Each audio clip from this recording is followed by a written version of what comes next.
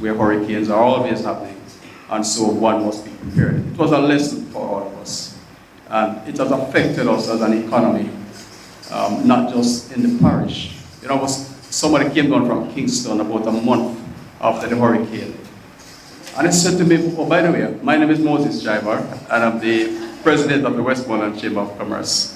And the person said to me that, Moses, I cannot believe what I'm seeing. And I said, why? We saw it on TV. We saw the pictures, but those did not do justice to what obtains on the ground here. And I tell you, a few persons cried, literally cried, when they saw the devastation down here in Westmoreland. Like many of us who are here, would have seen the buildings collapse, the roofs no longer exist, and the list goes on. So we have to continue to rebuild. And as a chamber, and I've always done this every meeting, we must be in the habit of supporting one another, not only in terms of tangible stuff and encouragement, but buy from one another. The local economy is the most important one for growth, and I encourage us all to do that. We are in a world today that has been shrinking more and more every year. And by that I mean with technology, with all the access to information and everything, the world has been getting smaller and smaller. And I'm not just referring to what's happening electronically. If you look around us today, inside our space, a lot of foreign investors are here. Even right here in our little town, you look on the stretch, foreigners, supermarkets, hardware stores, you name it, they're everywhere. And it's a reality that we must face. I know some person will say, boy, it's our country and we want to do the business, but we're operating in a global space. So we have to find a way to be integrated and to see how we can work together as a country, embracing both locals and foreigners alike. Because similarly, Jamaicans have gone overseas to invest.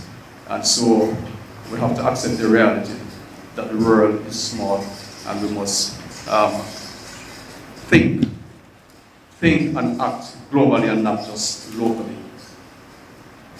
I want to also say that we have seen not only the challenges from Hurricane Melissa, but we're also, everyone here I'm sure would have heard about Iran and the war that's going on there. And of course we have seen oil prices going up week after week. I think this week it went down slightly, but it's still higher than it would have been for the past. In the longest while, we have never seen the oil this high. And when the oil prices go up, what's going to happen? Transportation goes up. And when transportation goes up, then everything goes up because we transport everything. Production goes up. And so as a country and as a team of business owners, we must also seek to see how we can conserve, how we can innovate, how we can be creative.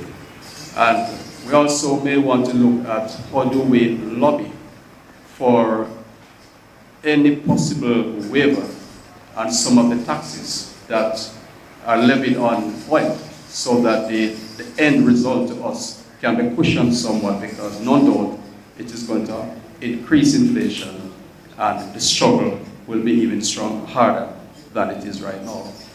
So there are many things facing us today, but I'll close this section by saying that inside every challenge, there are opportunities. And as a chamber, we must seek to see what are the opportunities we see. And today, we're going to explore opportunities as we have our discussion. So I would like to welcome some persons here and to introduce them at the head table. And I'll start with the gentleman to my immediate left. His name is Mr. Peter Bunting, and he is a member of Parliament. Make him feel welcome, please.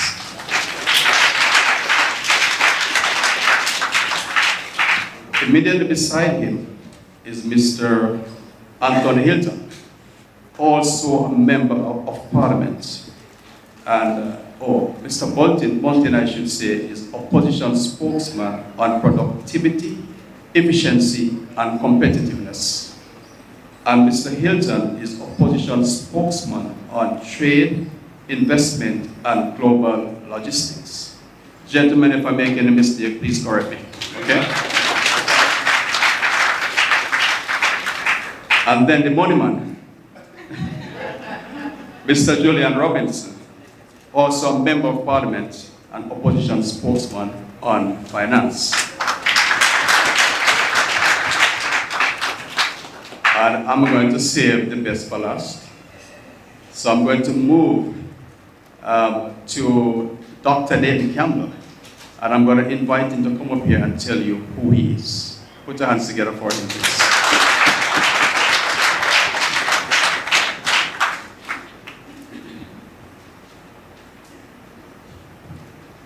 Thank you very much.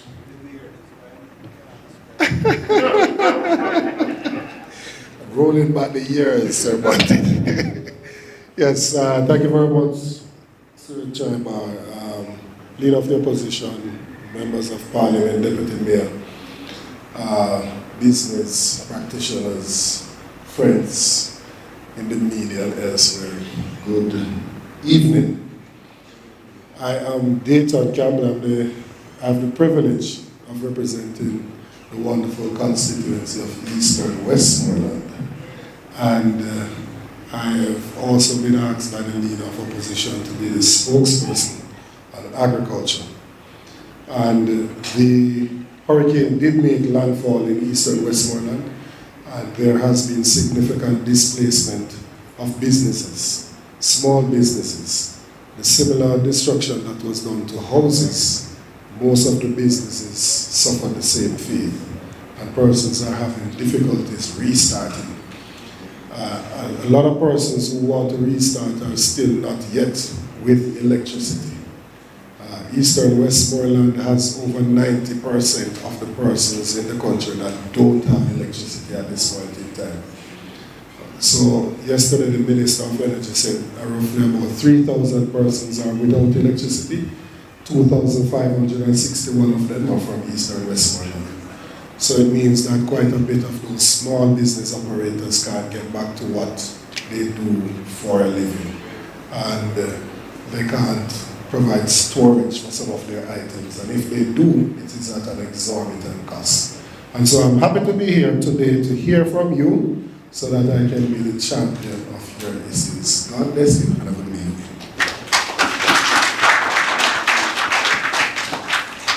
Thank you, Dr. Campbell, and as I listen to him, I would like to suggest to everyone here, if you have not yet done so already, your questions, your suggestions, whatever it is, you have to write it down, so when we get to that section, we can go fast, because we would love to hear from everybody. All right, moving right along, so immediately beside Dr. Campbell is another gentleman who is also a member of Parliament. His name is Ian Hayes, and Mr. Hayes, I'm going to also invite you, sir, to come up here and just introduce yourself to these persons, this wonderful crowd that we have here this evening. Put your hands together for them. Thank you, Moses, Leader of the Opposition and the entire team that is here, business folks, citizens, one and all, good evening. I'm happy to see when the Leader of the Opposition comes to Westmoreland. In the last campaign, he had made some commitments in Westmoreland, and he's back here, and I know that Westmoreland is important to him. To the business community, let me say you're the lifeblood of this entire parish. You make commerce happen, you create jobs. I hear Moses speak about in terms of overseas investors. A lot of them in Westmoreland as we speak, and you need to buy local. But I just want to say, look, the People's National Party commitment has always been to Westmoreland and to the people of Westmoreland and an extension of the business community. So, once again, God bless you all and welcome. Thank you, Mr. Hills. And to his left is Senator Keisha Anderson. Did I get that correct? Put your hands together for her, please. And to her left is our deputy mayor, who you will hear from shortly. So I'll move from him, I'll be coming up here in a minute. So our member of parliament, Mr. Dwayne Vaz, I was about to say what section of the parish he served, but let him tell himself. Put your hands together.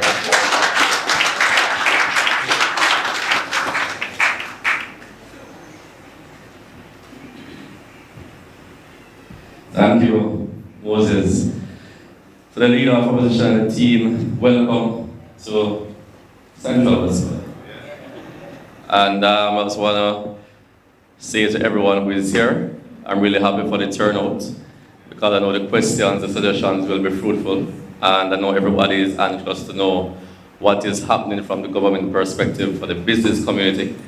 And the questions will be answered, I guarantee that, so I'm really happy you all are here. And I must say it's really refreshing to be back in the presence of the chamber in such a short period of time after not attending for so long. So I was summoned there 2 weeks ago, along with the mayor, and I'm back here again. So I'm really happy to be here, and I expect robust discussions, and we know that going forward, we will build together and ensure Westmoreland is a better place at the end of the day. So I thank you very much. Thank you, Mr. Vaz.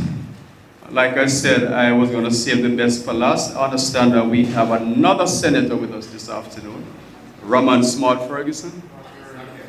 Okay, not here as yet, but you know, I must say that leadership is by example, and usually it's not just what we say, it's what we do and what is visible. And to have such a team traveling here with us, then they must have had a great leader. And I speak of none other here than Mr. Mark Bowling. Thank you so much, sir. He's right there in the middle. Thank you for coming here with us this afternoon.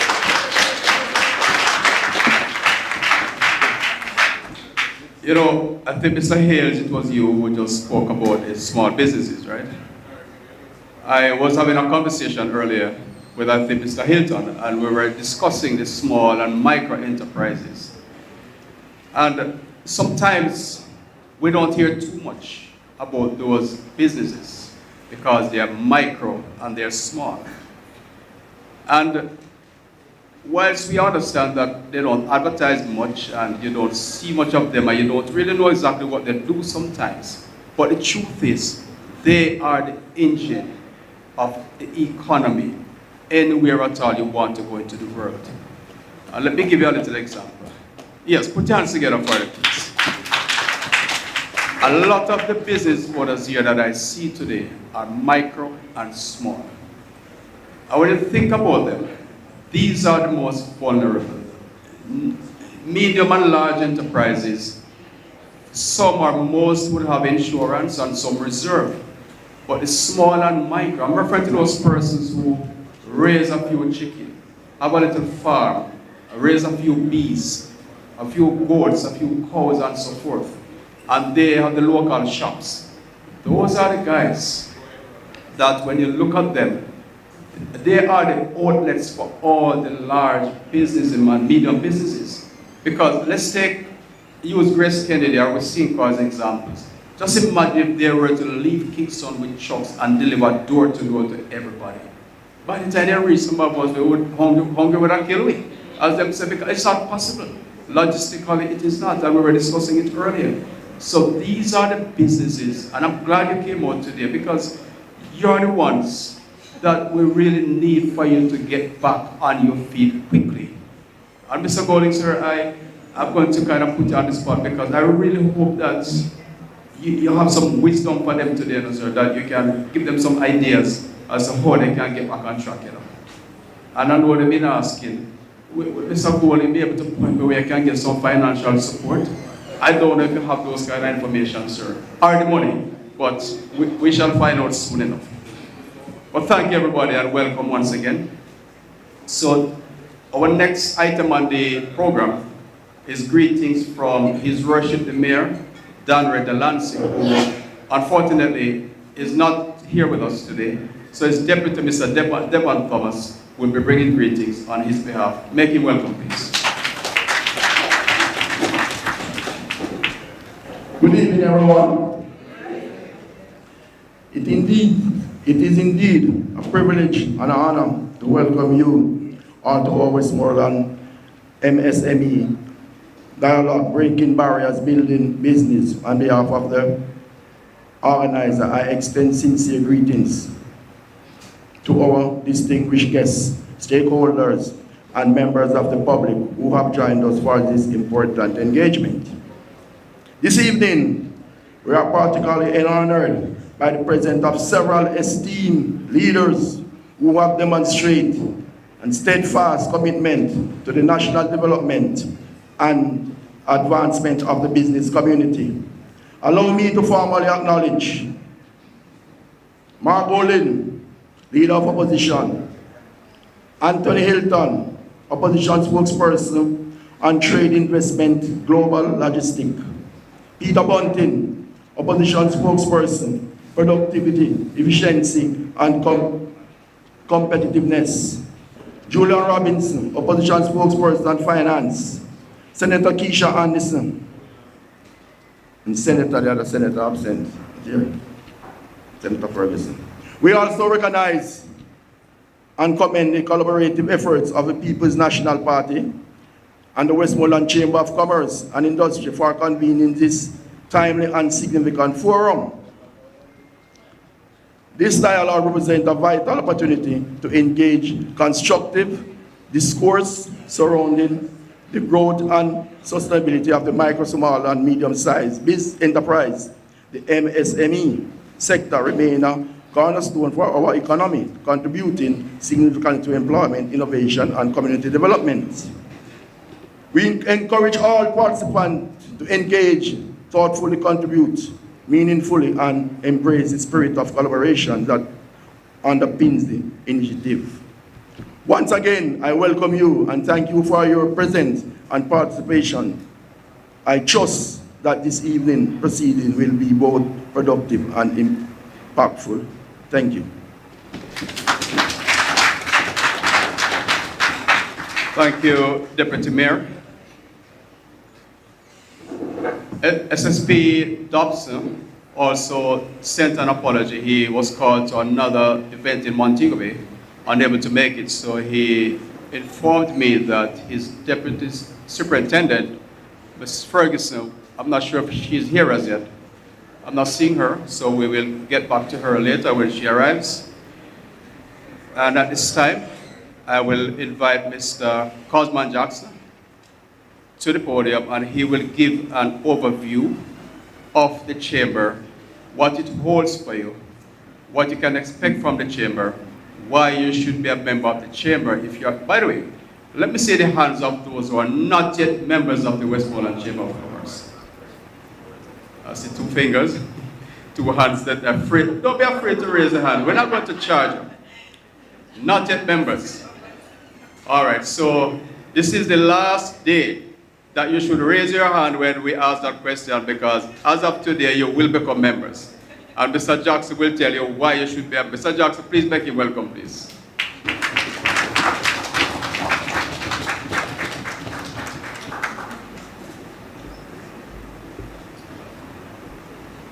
Leader of the opposition, one of my former bosses, and the one sitting right there. Members of the head table, President Moses, colleagues, it's good to be here. The chamber, as you know, we meet on a monthly basis, second Wednesday of each month, right at this location. And our main focus is to bring the community together. Business community, other stakeholders, teachers, everyone. Small enterprises, large enterprises. And I'll give you a quick story, which shouldn't last more than half a minute. Years ago, we had a major problem where a bridge was broken. And we were trying to get the government at the time to construct a new bridge at Paradise. Despite much effort, we were not reaching anywhere, but we came together as a chamber. And we were able to lobby the National Works Agency, government, because these persons had to be driving through another route, which was very lonely. Security was an issue. And we were able to lobby the NWA, local stakeholder, also Bishop Clark. We were able to get him to give temporary permission for a bypass on his property. And we realized the power of us coming together from that little situation. So, you may have a small business and you may need assistance sometimes with a business plan, connections, etc. The chamber is the right place for you to come and be a part of this group. So I'm imploring those who are not members to become members. The chamber has been doing a few things in the community. Time won't permit for me to name them now, but there are quite a few projects that we embarked on, and we continue to do projects. Many of us here, we come together, we assist persons, we get people in business, we get people who are doing very well now, which gives us the pleasure of saying the chamber plays an important role in the lives of the people of this parish. So ladies and gentlemen, we are privileged to have these esteemed persons here. And I know most of them personally, and I can tell you that we'll be getting a really interesting evening. Thank you. Thank you, Mr. Jackson. Mr. Jackson forgot to tell you one thing, that there's a small fee involved when you are becoming a member of the chamber. It's a small fee, that's why they won't be scared, trust me. If you're a sole trader, micro enterprise, it's only $5,000 per year. And for that, you get a lot of benefits. As Mr. Jackson was saying, it's a community that you're able to network. People see what you do, what you sell, what you offer, your products, your services. You get a chance to sometimes display your products inside the room. And we also allow members what we call spotlight, that you can come up here, get a few minutes, and you can sell your business. And so those alone value far more than the $5,000 for sole traders. And of course, from time to time, we have resource persons. As we have these esteemed persons here this evening, we have some months ago, we had Exim Bank. We have other banks that come here, and we have Heart Trust who will come and also, and they have a lot to offer too in terms of training and development of our people. And the list goes on. So just to say to you guys that if you're not at a chamber, I'm very serious. You need to become if you're not a member of the chamber, you need to become a member of the chamber, because there's so much in store for you. So do you have your commitment that you will be a member of the chamber after today? I would like you to verbalize it, Yes? So Mr. Jackson mentioned some of the things that we have done. So I want to use the opportunity. Who knows all the way downtown Savannah by the park, by the market, by the fort? You all know that little area down there? You don't? All right, for those who have never been down there, here's your big chance. On Labor Day, that's our project. We're partnering with the municipal corporation to give a facelift to right down at the seaside. There's a lot of potholes down there, a lot of drain cleaning is needed, and the municipality said they don't have the money to do all of it. So we want to partner with them as a chamber to give a facelift. We probably won't be able to do major construction, but trust me, the facelift will lift the spirits of the people. A lot of commerce happens down there. So we plan to go down there on Labor Day. You'll hear more about this from us too.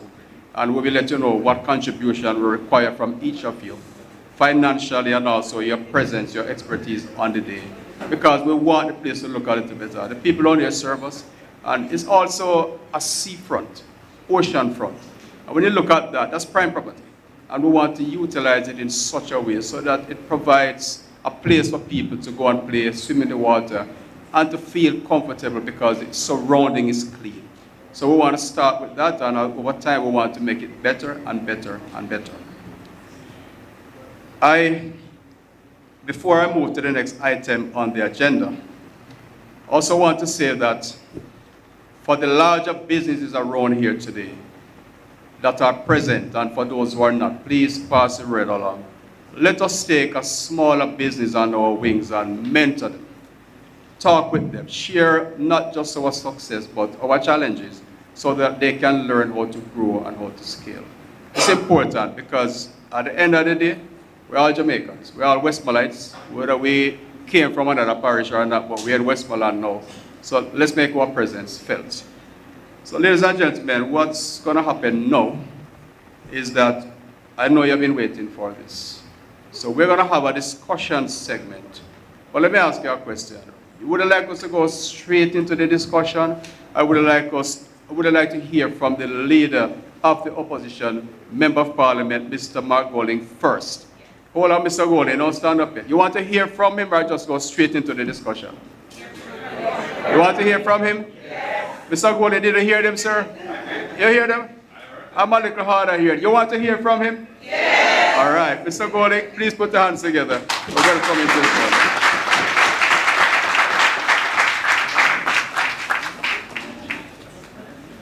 Thank you very much, Mr. Chaibar, colleagues at the head table, members of the media, ladies and gentlemen. First of all, I want to endorse the gratitude that has been expressed for each and every one having come out this evening, and also for scheduling the meeting today rather than yesterday at our request, because it would have been difficult for us to all have made it yesterday. So I want to thank you for having accommodated us to this evening. Driving down here, I haven't been to Westmoreland for a couple of months. And the last time, you know, the parish was still very much in the throes of the aftermath of the hurricane. I was visiting various places, shelters and other places. Coming down today, I still felt that we were in the aftermath of a hurricane. Just driving along, just what I was witnessing and the vibe of the place. I know that things are still rough down in these parts. Still rough. And so, again, for you to take some time out to come and listen and share, you know, respect you. And we want to hear from you as well, because we are representatives of the people, and our role is to represent the interests of the people. And in order to do that properly, you have to know what the people are thinking and feeling. So this is a good opportunity for us to hear from you. You know, when I was listening to Dayton in his brief remarks, explaining the fact that electricity supply is still a big issue in eastern Westmoreland. Business people struggling. And we're focusing on business people tonight because we're at the chamber meeting, but obviously we feel it for all citizens and residents who are still suffering. But from the business perspective, to have been without light since October 28th, and today is April the 16th, you know, and still not having light, it must be very depressing for those business people and the struggles they're going through. I feel it for them. And broadly speaking, the economy must be depressed when you have so many people who are struggling to get back on their feet. And you know, I'm not here to play politics, but when I see the orientation of the government at the moment, the trajectory that they are taking, you know, I have to wonder what their thinking is, because I don't see any major program for restoring small business, micro business in Western Jamaica. A third of the country has been devastated, and I don't see those programs. We see some things for residents through the roof program, that has its own set of issues. But for the business community, I don't see it. When I hear about the NARA bill, which was tabled by the Prime Minister during his budget presentation, and then withdrawn on Tuesday, and a new bill tabled in its place. Looking through it, it has no focus for micro, small, and medium-sized businesses. It has a lot in it for investors investing 15 million US or more. Because if you're investing 15 million US or more, you will now have NARA to help you navigate all of the regulatory approvals that you may need. And, you know, to the extent that there are any issues or delays, you will have the minister being able to step in and say, don't worry, go ahead. So it's really for big projects, government-funded projects, or private investors investing 15 million US or more. But what about the tens of thousands of smaller business people in the country? You know, what is the government doing to support those business people? And it's, you know, we pay lip service to it, often saying that small business is the engine of economic activity, engine of growth, employ most people, and so on. But then when the chips are down and they need a little backative, some credit, some financing, something to help them get back on their feet, nothing is forthcoming. I don't think that is right. In our last manifesto in the September general election last year, we had a number of things in there focusing on small business. We had essentially a tax holiday to encourage people to establish new businesses, a 3-year tax holiday for all new businesses that are established.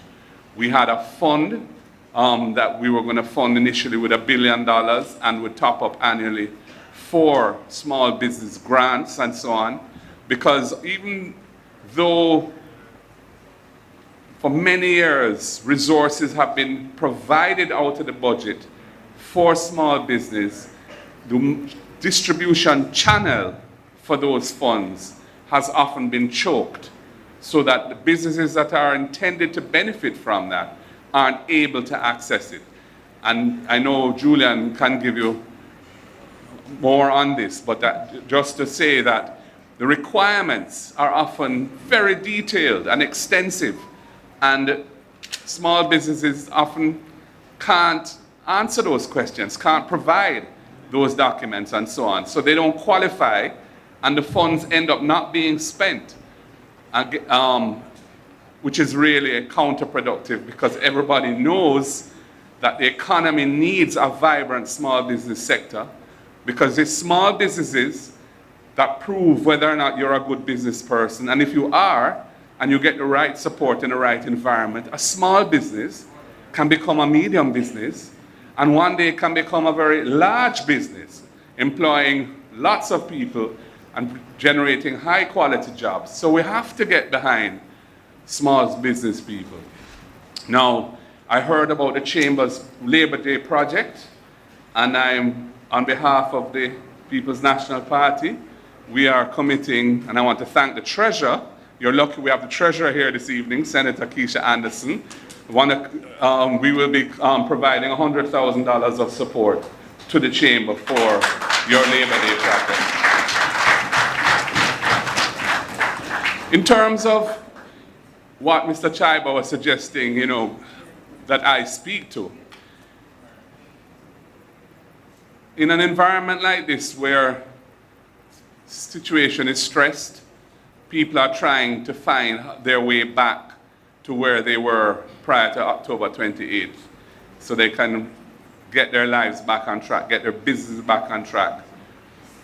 I think a sense of community, a sense of a cooperation amongst the business community is very important. There are benefits that can be derived from sharing information and even sharing resources in terms of how you buy certain inputs and so on, where, you know, you can negotiate for better prices if you're buying in larger volumes and so on. So I would suggest to the Chamber that they should really encourage small business people to brainstorm together what areas that they can cooperate around, rather than thinking of maybe this is a competitor or whatever. The market is big, and the marketplace, can accommodate everyone. So navigating the space through sharing ideas and sharing resources, buying in bulk, buying together, these are the kind of arrangements that maybe will help people to, get back on their feet a little quicker. I was going to say to Mr. Chiber as well, since we have this big crowd here and you've asked everybody to join, how about a discount for the early birds? A little single practitioner, sole proprietor discount for the first year.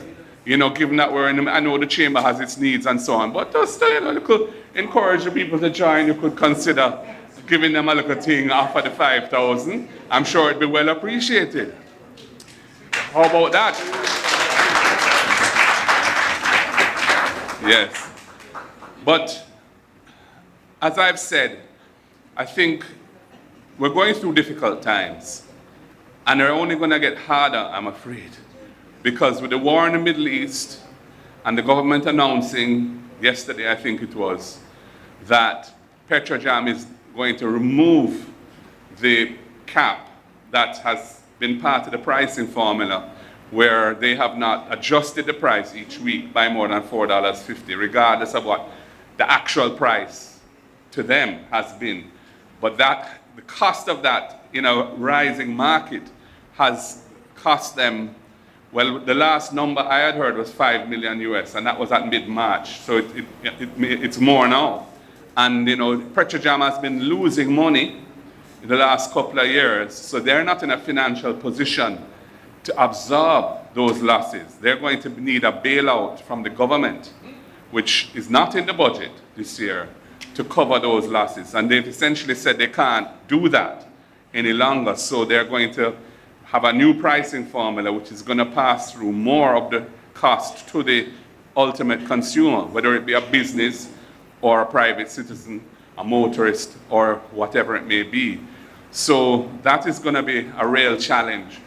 And other countries have announced efforts by the government to cushion some of the blow on the people of those countries from this storm of higher prices that we're facing. And the whole world is facing it, because oil is such an essential ingredient in energy, in transportation, in manufacturing, in pharmaceuticals, in agricultural inputs like fertilizers.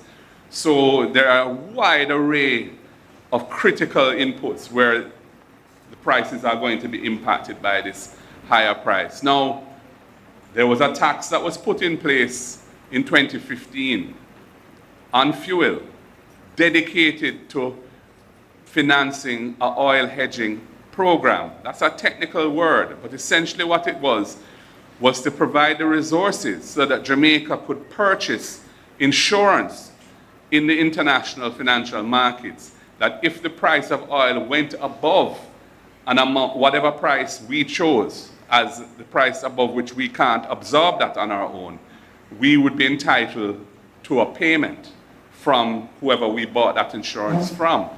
That was a way of protecting the country from shocks which result in the spike in the price of oil. After 2016, when the government changed, the new government did not think that that was necessary. And so they abandoned the oil hedging program. And they no longer, we had done, I think Jamaica had done 4 hedging contracts up to that point.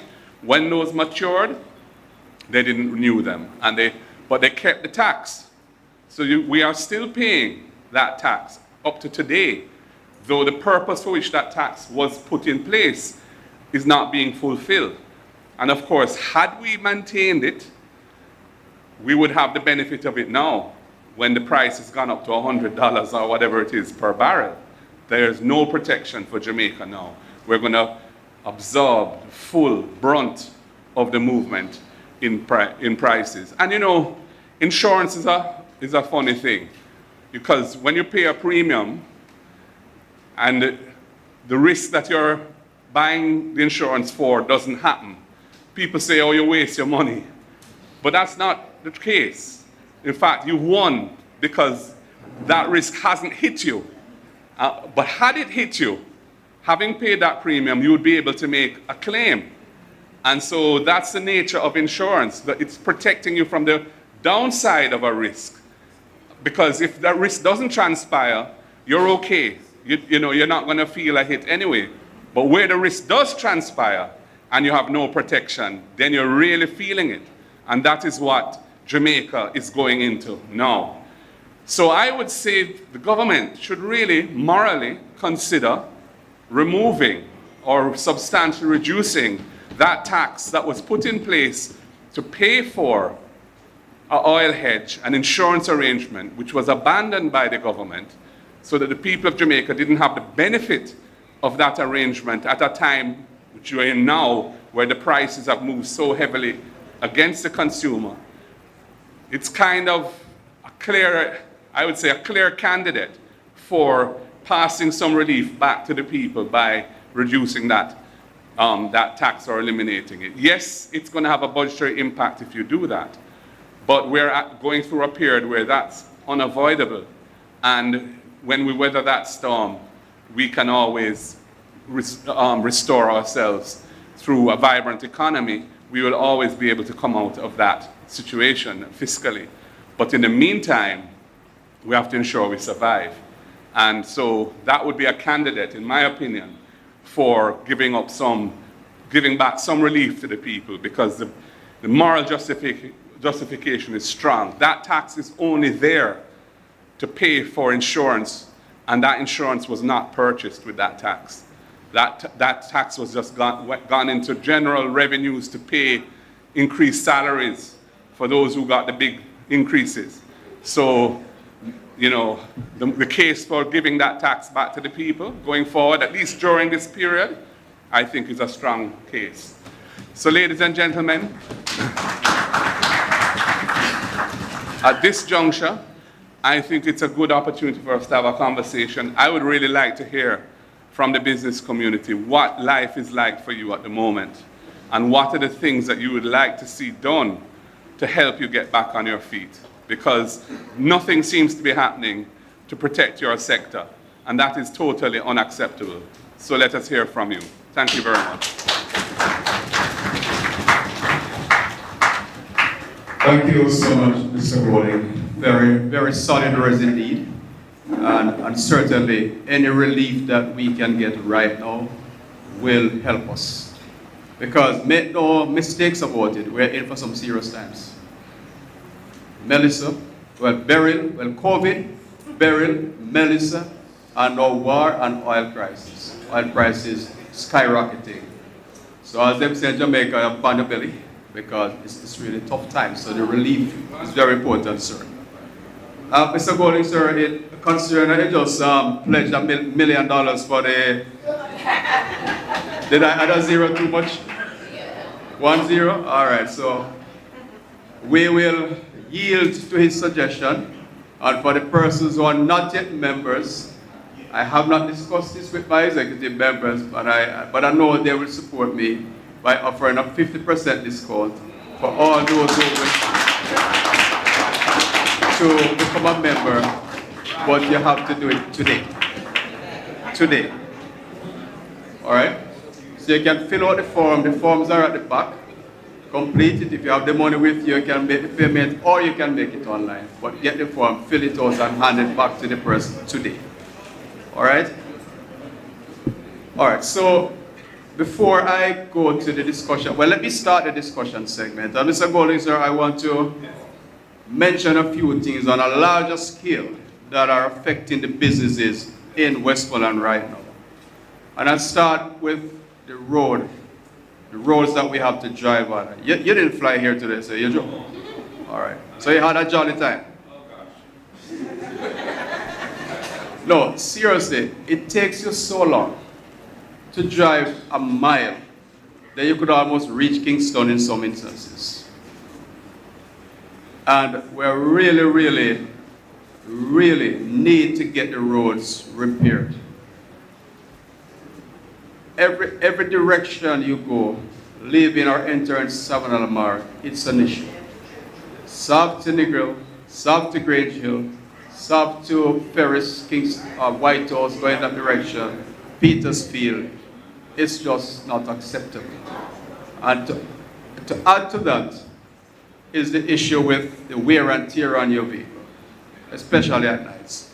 So that's one thing that's affecting productivity and efficiency, and we must conserve. The other issue we face, sir, which is is a very big one and has been with us for a very long time, is a sewage issue. Westmoreland, Savannah Lamar is below sea level. So when the tide comes in, it affects the sewage situation.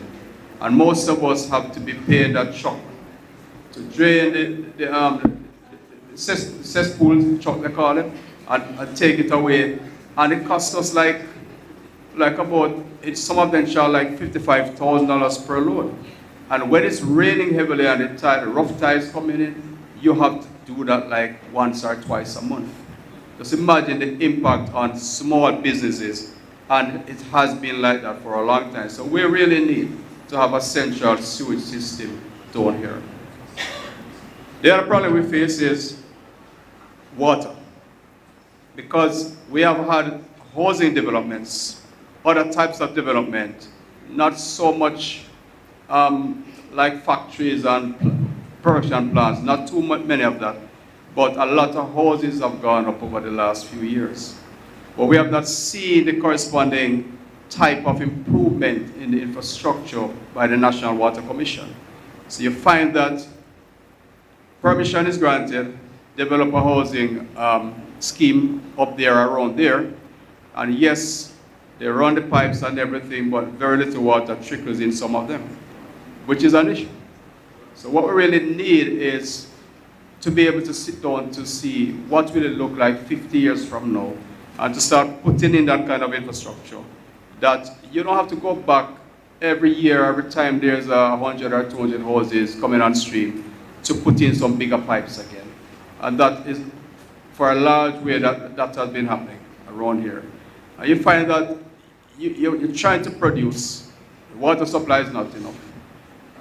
Even some instances, electricity, there are voltage issues, not as bad as the water issue, not as bad as the sewage issue.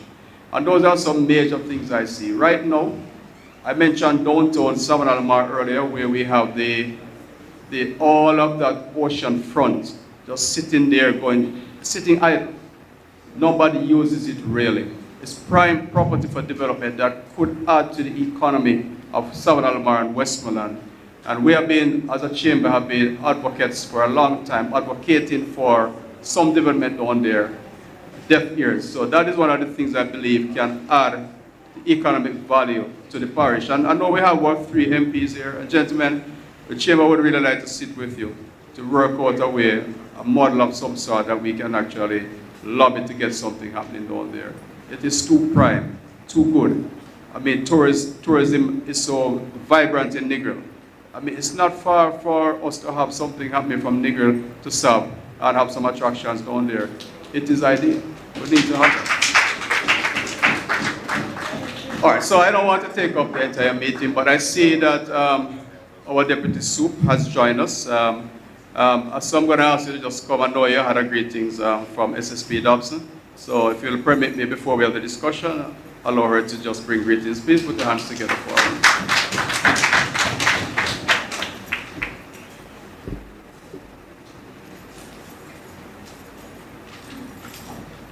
Pleasant evening. I am Myrna Ferguson Campbell, Deputy Superintendent of Police for Westmoreland Division. I'm the admin officer, and I'm representing Senior Superintendent Dobson, who wanted to be here this evening. I want to greet you and to say thanks to the business community on a whole. I know not a large section of the persons from Westmoreland Division are here today, but I want also to extend thanks, because as you might know that Westmoreland is one of the parish that enjoy the highest degree in terms of crime criminality for Jamaica last year. And for this year, we are doing even better. Because at this point, we in Westmoreland have seen a decrease close to 50%.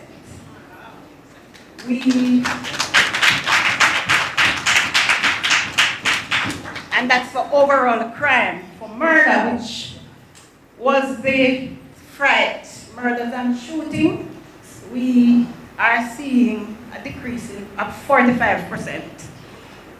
We last month saw a lull, but at the start of April, about a week ago, we had some challenges in the Frome area where we had 3 murders. And that is what brought us below the 60%, because this time last month we had 67% decrease because we only had 7 persons being murdered in the parish. But as I said, our partners have been working with us, and one of the threats is property crime, where persons are fearful. We were able to thwart some of those. Our intelligence apparatus, and as I said, it is through our residents that passed on information to us. We were able to take some of our breakers and the persons who commit the major robberies in the parish. And so you are not hearing of a lot of robberies.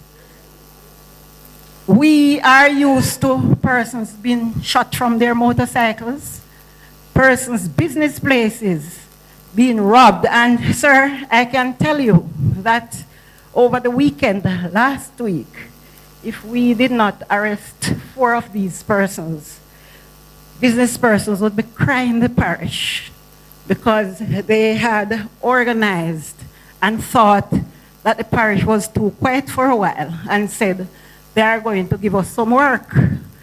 But we managed to take them into custody, and we are able to charge some of them. And I know that you will continue to work for us because it is only a win-win for all of us living in Westmoreland. We look forward for your continued support, and our engagements out there are increasing.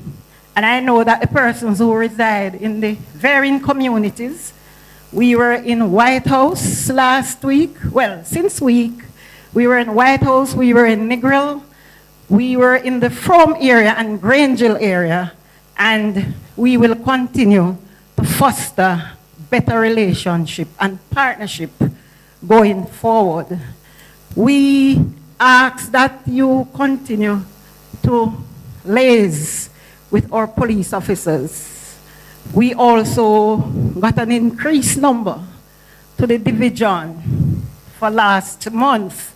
And so you'll be seeing, well, not will be, I know you have seen increased presence where policing presence is concerned in all of our area, especially our township, our main roads. And as was expressed earlier, the bad road condition, it is making our job much more difficult. We had demonstration in the Hartford area, and even though we had to work, our hearts go out to the residents. We know how difficult it is for persons to go through on a day-to-day basis, but we urged that whilst you continue to ask for assistance, that you do it in an orderly and lawful way. We continue to ask ourselves, because even patrolling becomes more difficult for us when we are not able to traverse the roadway at a certain pace and to go certain places. So we too are urging for some fix or some work to be done in all the areas in Westmoreland. I thank you. It is that you do. And please try to keep it as brief as possible so that we can get in as many questions from everybody or most people. So who is going to be the first hand to go up? All right? Yes? You want this mic? This one?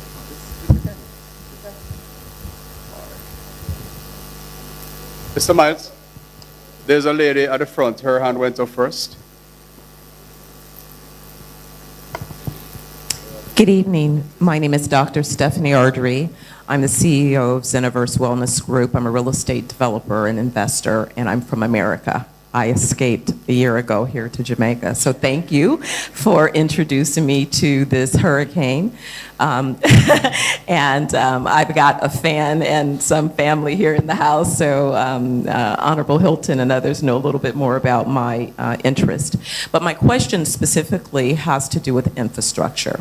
I've sort of been hiding here for the last 6 years since COVID, and what I noticed around the island are roads are being updated, and with that infrastructure, things like fiber optics and so on and so forth. And so the key factors for business growth include technology, access to financing, certainly access to energy.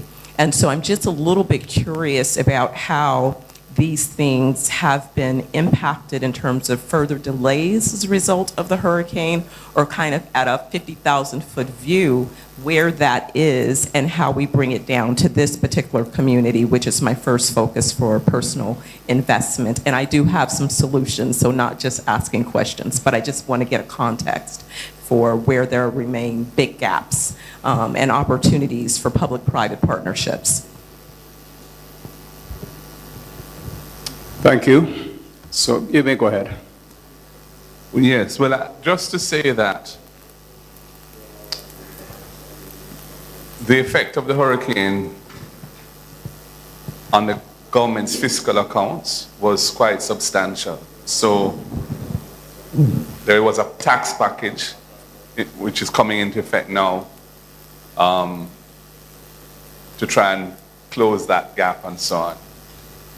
The government has said they have raised access to substantial resources for the recovery of the country over the next few years, totaling about 6.7 billion US dollars, of which about 3.4 of that is really loans that they can access. 2.4 or thereabouts, I think, is money they hope to attract from the private sector to be invested in projects that the multilateral partners of Jamaica, the IMF, the IDB, the World Bank, would get behind in some way to encourage to happen. And then the rest of it is financing that Jamaica had in place through our disaster risk management response framework, the CAT bonds that paid $150 million that went to JPS, the CRIF insurance, which is the regional insurance. So the point is there are resources supposedly available. One would like to see and hear about major infrastructural restoration projects, because part of getting the country back on its feet, building back better, must be addressing the kind of infrastructure investments that would be catalytic for more economic activity. And we've heard from the chamber just how debilitating it is to have roads in the conditions that we are experiencing around these parts. And it's not limited to Westmoreland alone. You know, these are issues right over. So one would hope that what is being considered is a major repair project that can kind of put the road network in a much more resilient state. And of course, there are also water issues as well. There's a Great River Water Project, and Ian, I'm sure, can tell you more about that. But I'm just giving you the overall financial background to this is, yes, the fiscal accounts are stressed, but there are resources available that to the government to roll out some serious investment in some of these things if they choose to prioritize those things. Thank you. Who was next? All right. Who is running the mic on this side? So what we can do to make it balanced, we can take one person from this side and one from the middle and one from the other side, and we come back. But her hand was up, so let's do her first, then we go to alternating for her. Then we go to the middle, and then we go to the other side. Go ahead, ma'am.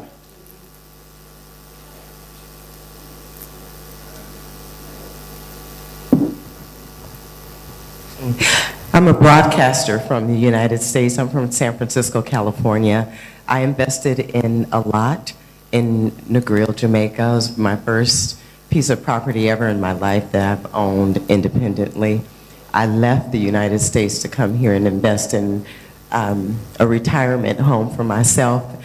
And my surname is Williams, just so you know, I'm family. But first, so I have an apartment that I can afford here that I rent, and I eat at local shops, and when the water is not flowing through the pipes, I have to fill up a bucket and pour it down the toilet like I've never done in the United States. I have to do my laundry by hand, and I have 3 buckets that I use. And I record myself and I put it on my social media to share with all of my friends in the United States that think they want to come here and live in Jamaica. It sounds nice and pretty, but it's very difficult. I would not be able to do it had I not grown up in a rough part of the United States where my parents taught me how to do laundry by hand, cook for myself with the bare minimum, eating beans all week, and still maintaining my health, my mental health, and my physical health. In this beautiful place, that's the difference. But there aren't very many differences, and I am a lobbyist, I am a grassroots organizer. I've worked on budget analysis with locals in town hall meetings. I owned a child care service where I can help local child care providers build child care so that these parents can go to work, right? Have some good, resourceful, supportive, ground level support, and that's what I'm here for. So really, ground level, first person, primary source, resources, and research. So that's what I'm here for. I also worked in transportation for the Department of Transportation in California. So I'm here to help, and I'll join today. Thank you. Thank you. We really appreciate that, and we will talk with you a little bit at the end of the meeting so we can get the contacts going. Much appreciated. Who is next? Raise your hand, please, in the middle. Hi, good evening all. Members of the head table, opposition leader and his team. I have a question I think MP Robinson and MP Hilton could possibly answer. Given the current geopolitical dynamics as it relates to oil and the possibility of the US dollar no longer being the main currency to purchase oil, how do you see Jamaica shaping itself to going out possibly on a deregulated market where it's just open market where you could just buy your fuel from the best price, or how do you see us shaping and moving forward after the event of the war? I think the big issue that we face is we import 95% oil and gas to support our energy needs. That's simply not sustainable. When about 15 or 20 years ago, we had set a goal of generating 50% of our energy from renewable energy sources by 2030, which is 4 years from now. I don't think we're going to get to that goal. And the government has been slow in its efforts to roll out renewable energy. So when we were last in government, we had a request for proposal in 2013 that led to a build out in 2016, which I think would include Paradise here in Westmoreland. There was added capacity at Wigton. and there was content, I believe, in Clarendon. They took 8 years to issue the next RFP, which concluded in 2024, and it will take probably 3 years for those companies to build out. There's an additional 200 megawatts of generating capacity, which they intend to put to the market in another year or so. We have to increase the share of our energy sources from renewables so that we can mitigate against these shocks. That's really the only option that you have as a small island developing state. But there are other things we can do. It's too difficult, for example, as an individual or business, if you put in your own generating capacity, solar, for example, to get a net billing license. We have to encourage more wheeling, where if you generate in one location, you can provide the same electricity to another branch in another location. So there are things within our control, regardless of what is happening internationally, that we can do as a country. But frankly, we've just been too slow.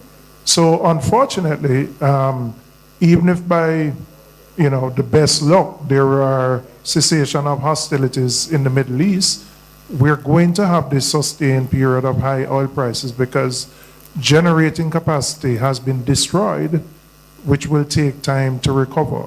But I hope we will use this crisis as a country to do more to encourage, for example, I think we need to look again at the duties on electric vehicles, the duties on hybrids, for example, so you can make it more attractive for people to use those kind of cars versus just gas or diesel. So the long and short is there are things within our control that I think as a country and a government we can be doing more so that if we have another shock 2, 3, 4 years from now, we won't have the same impact on the country. Thank you. Yeah. So go ahead, Mr. Hilton. Thought Mr. Robinson. Yeah. The assumption that the US dollar will not be the currency, that's something we'll see where that goes. But I think I endorse what Julian has to say about the things that we must do as a country. There are two other things that I'd point out.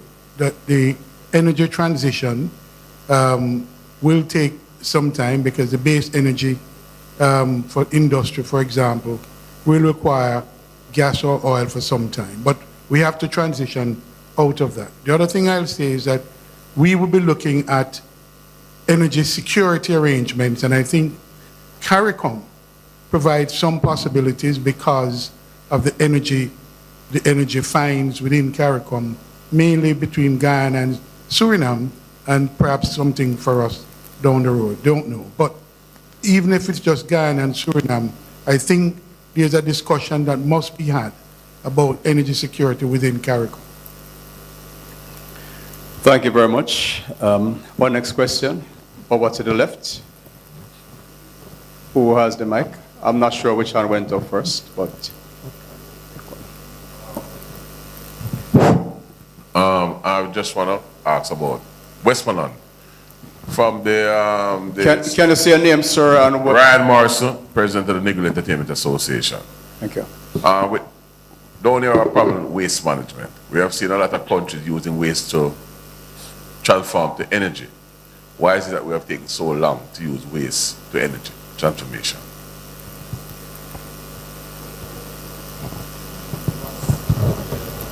I mean, we were last in government, there was a task force set up to deal with the transformation of Riverton, actually.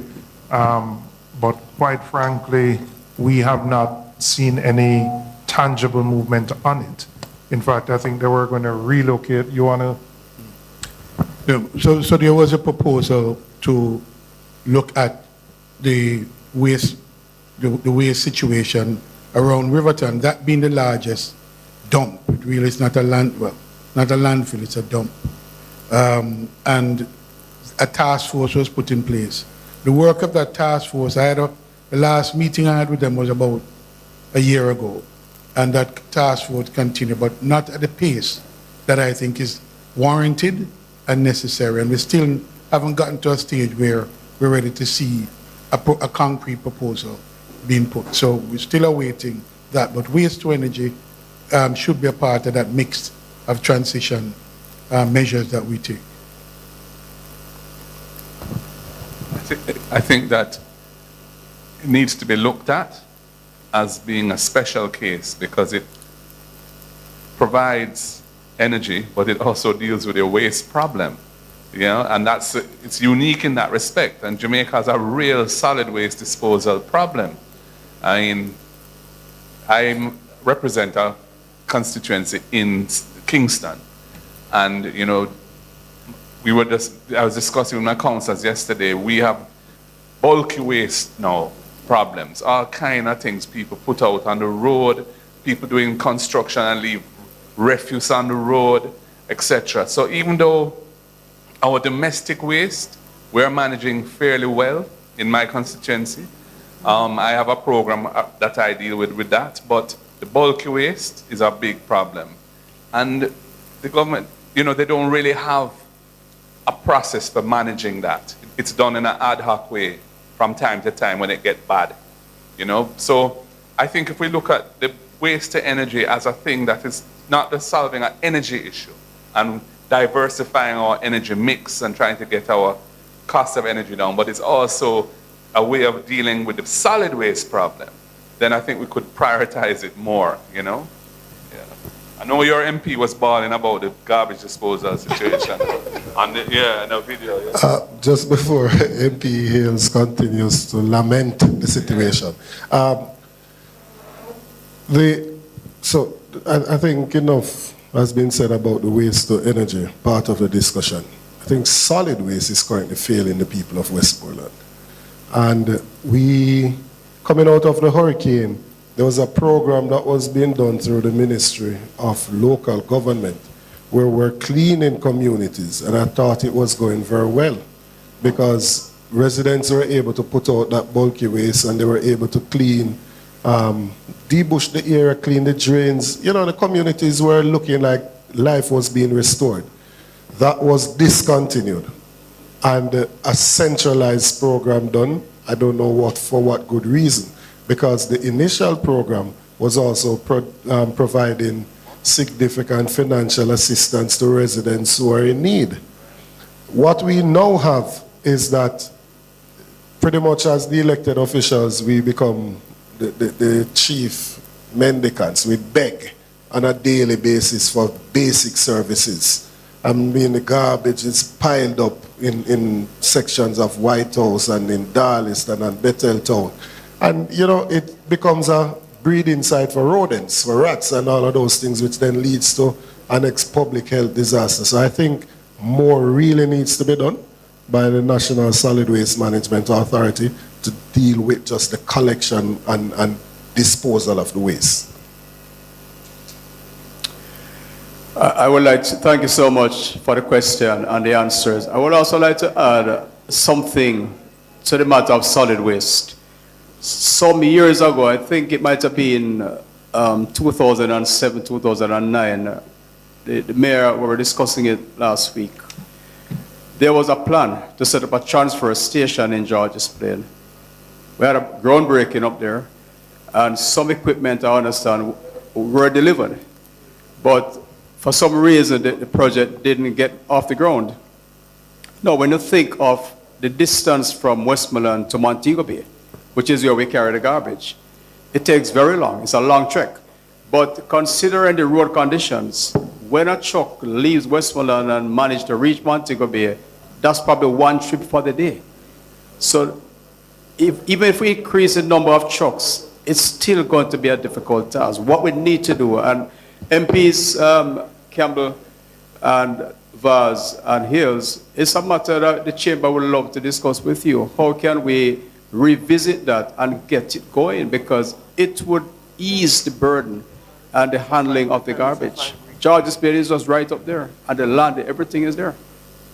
I had a meeting with the NSWMA in terms of the transfer station in George's Plain. They have advised that within the next 5 weeks, the transfer station in George's Plain will be up and running, due to the fact that we transport garbage from Westmoreland all the way into St. James.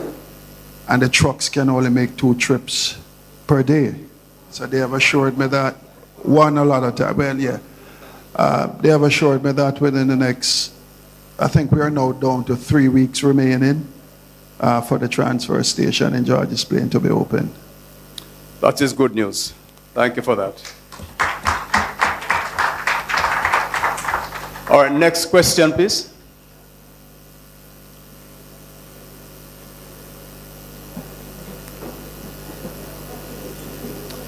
Mr. Myers, after him, there's a gentleman here in the middle. Thank you, Mr. Chairman. During the course of this week, the Balvin Leslie Meat Plus Limited, during the course of this week, at the PAC meeting, there was a revelation that the institution that is being investigated had about $40 billion outstanding in taxes and other payments.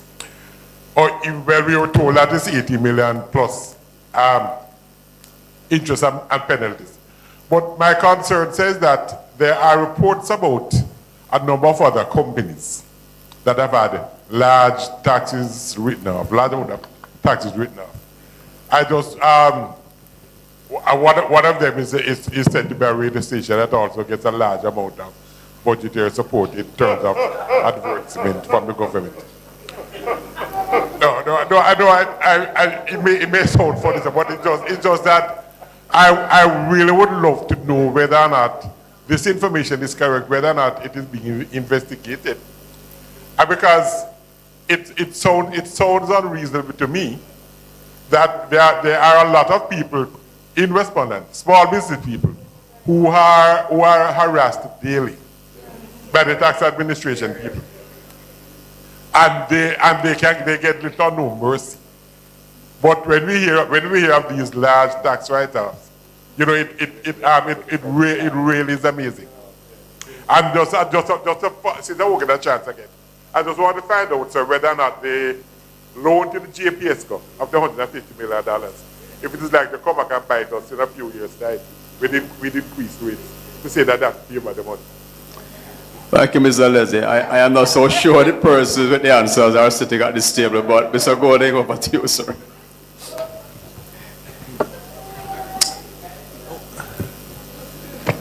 The university hospital situation is an ongoing crisis of confidence, you know, that as we hear, and there's more to come, I believe, there's more to come. I have the chairman of the committee that's looking at it beside me, so I can say that. Yes, I mean,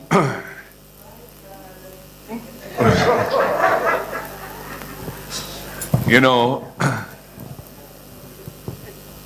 sometimes it's necessary, though, for persons to get the opportunity to get a fresh start, you know. So I believe that the university hospital is going to have some kind of arrangement for that, because there's no way they're going to be able to pay $40 billion. It should never have got to where it is. And that is really the tragedy of this situation, is the prolonged period of very unsound management practices that has allowed these things to be hidden for so long, and then when they come out, they're at a situation, at a stage where clearly that can only be resolved by the government coming to some kind of accommodation for them. Yeah, I don't know, Julian, you want to say? I understand the concern you're raised about I think inequity may be the correct term in terms of how different entities are treated, and you raised a particular one which concerns us as well as observers, and how that particular station operates. You know, I think TAJ or the government, as from a policy perspective, I don't think University Hospital is unique, meaning I believe there are probably other government agencies that may not be as bad, but may have similar liabilities as well to TAJ that would require an intervention. But it certainly, if you're a small business and you're being hounded, I understand that vexation. I would also say, you know, during the budget debate, we felt that instead of imposing new taxes, if the government collected what was due to it, then it wouldn't need to burden the residents and the people in the society more. And it's very evident from what we have seen at UE Hospital as a public entity, but there are other private entities that there is scope for greater efficiency in collection so that we can address many of the issues that Moses spoke about, many of the infrastructure problems, if we can collect what is due to the government. As the opposition leader said, we continue at the Public Accounts Committee to probe the issues there. There is more to come. There are more people can probably give us shed light on many of the issues that took place there. But again, what frightens me is that if the Auditor General had not gone in, we would never have known. And the question is, are there other public entities that are operating like this? I mean, I consider it, frankly, from my experience in public service, the worst I've seen.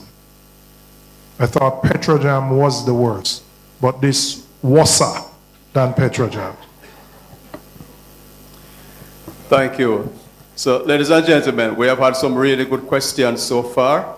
I also want to remind you that as small and micro enterprises, we also want to hear from you some of the challenges you face and what kind of help you need, because that is really one of the main focus today on the MSMEs. So we're going to take your questions, sir, and then the gentleman behind you, then we come back to this side.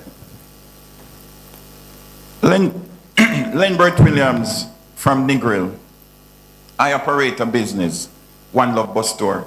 It is the most awesome tour in the history of this country.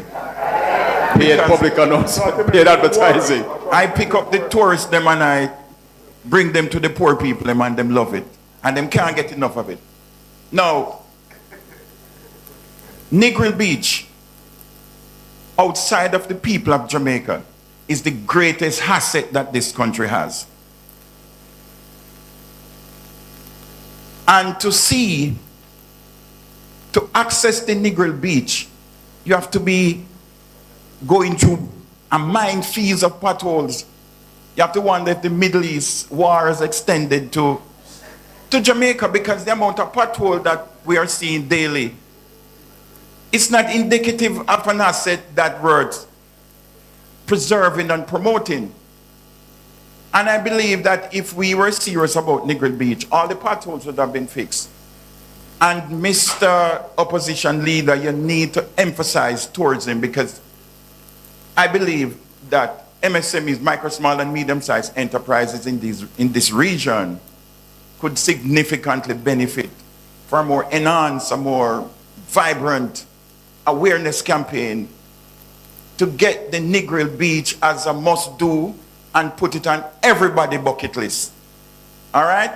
So, yeah, you need to focus on Negril Beach and the Negril community, sir. And significantly, we're talking about alternative source of energy. Brazil used ethanol to be energy independent, and they use sugar cane. But the difference between them and them sugar cane, them get 110 acre per ton per acre. In Jamaica, we get 35 ton on average. And the secret is, I heard that they convert their sewage into fertilizer and use it to fertilize the cane and then pots up. But guess what we do? We put our sewage into our rivers and dump them into the ocean and kill off the fish and the coral reef. You know what I mean? So we need to move away from that. And we need to send a task force to Singapore, because they convert 100% of their garbage into alternative energy.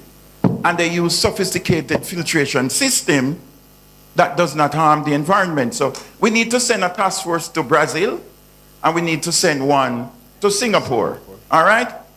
Now, it is very unfortunate for the entire Western Belt, because we have a ton of MPs that are PNP, and unfortunately, we have a Jamaica Labour Party government. Very unfortunate. And I'm going to tell you something. Some people afraid for talking now. The Jamaica Labour Party is not going to be too enthused to support Western Jamaica. It is not politically advantageous to them. So, Mr. Opposition Leader, here we have got to know. You have to set up some GoFundMe, because if there's 3 million Jamaicans live abroad, half of them are PNP, and they will be more than inclined to support an alternative source of government for Western Jamaica.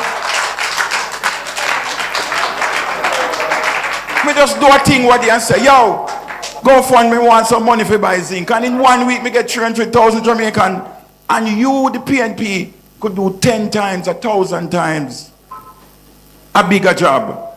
So we cannot depend on the Jamaica Labour Party to help you out at this time. So you're going to have to think outside of the box. You need to now tell me what is your methodology to address my questions. Thank you. Thank you very much, Mr.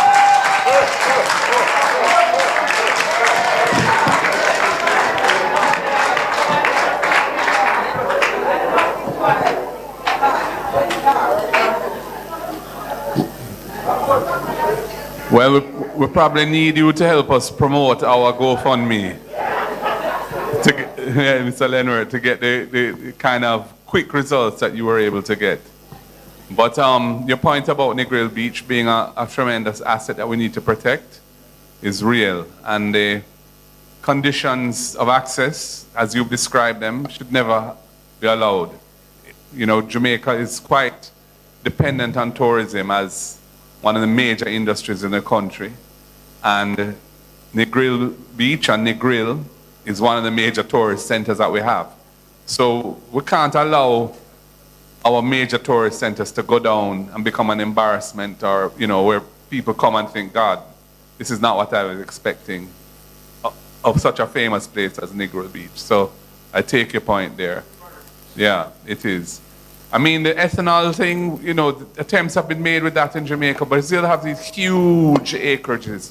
They probably have estates bigger than the whole of Jamaica, you know, and the economies of scale that you can derive from that, the efficiencies and so on, are significant. Our sugar industry has really struggled ever since the protections that were negotiated in the past were removed under the WTO.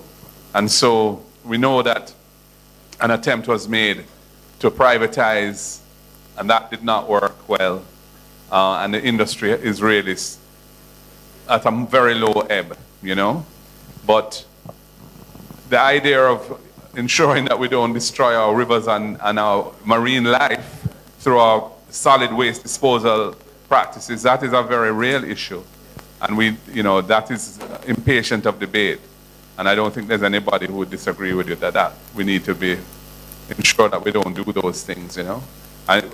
In Kingston, we've had some attempts to clean up the Kingston Harbor and to try and manage waste that flows from gullies into the Kingston Harbor, which has been a real problem. But it's kind of catching it at the back end, which is difficult to do, rather than ensuring that communities have waste disposal opportunities and practices so they don't have to be dumping their waste into the gullies, which is a real problem because people are not being serviced. It's the same solid waste issue on a timely basis. So they end up doing things that they know is not right, but they feel they don't have any, you know, anything else that they can do, so that's what they end up doing. Yeah. But I'm going to tell the treasurer to link you to help promote our GoFundMe.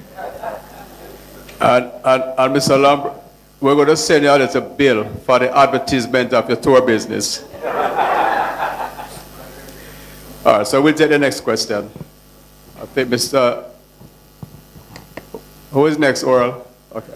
Ladies and gentlemen, I'm the Member of Parliament. Good evening. Yeah. First, I'd like to say, God bless Michael Manley.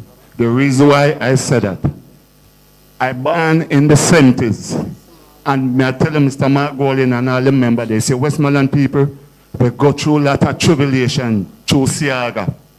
I'm telling you, we go through a lot of suffering through Siaga. The waterfront was down there. When I was in the 70s, I used to swim From wharf, go over to the barge. I used to take sugar and come back on the land. And may I tell you, Mr. Margolin, from them move the ship from Westmoreland. Westmoreland was doing good. Money was booming in the town. Everybody was happy. And once they mash up the waterfront, that's where everything in Westmoreland started go wrong. So I may tell you, Margolin, we go through a lot of separation through the Labour Party. And Michael Manley have to come down here with Tony Clark. You know, how much land? Michael Manley say, what you do with so much land? The people, they need land. And Michael Manley have to bad them up and say, no, sir, you can't get so much land. I give the poor people them to live. So I have to say, God bless Michael Manley. That man stand up for Westmoreland and stand up for the poor people. And one thing I'm going to advise you, sir. You see down by the wharf, I talked this already when Peter Phillips was coming up. I said to him, and the MP, Mr. Valls, I was talking to him. He said, down by the wharf, any more sugar. And if we don't want to put no more sugar ship, we can get some cruise boat. We can train the people them down at Westmoreland, the youth them, to turn a tour guide. You understand? Put up something to show the tourists them, say, boy, this was a history play, because Westmoreland have a lot of history.